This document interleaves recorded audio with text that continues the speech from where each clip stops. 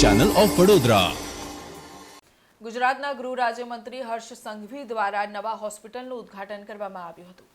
વડોદરાના છાણી વિસ્તારમાં ટાવર એ શાંતિસિંહ Sitaram super market પાસે યમુનાજી મલ્ટી સ્પેશિયાલિટી હોસ્પિટલનું ઉદ્ઘાટન ગુજરાતના ગૃહ રાજ્યમંત્રી હર્ષ સંઘવીના હસ્તે દીપ પ્રાગટ્ય કરીને કરવામાં આવ્યું હતું। આ પ્રસંગે ડોક્ટર ભરત ડાંગર, સહપ્રવક્તા ભાજપા ગુજરાત સરકાર જે પંકજ ગોસ્વામી, વડોદરાના પોલીસ કમિશનર અનુપસિંહ ગેહલોત, વડોદરાના મ્યુનિસિપલ કમિશનર દિલીપ રાણા ઉપસ્થિત રહ્યા હતા।